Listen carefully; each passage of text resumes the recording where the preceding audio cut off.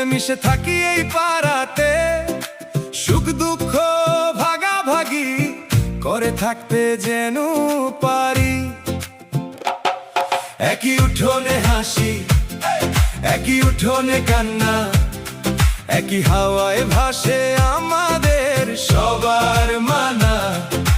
নিয়মের হাতে হাত, অন্যায়কে না, পথের ধারে দাঁড়াই মাথা উঁচু রাখা।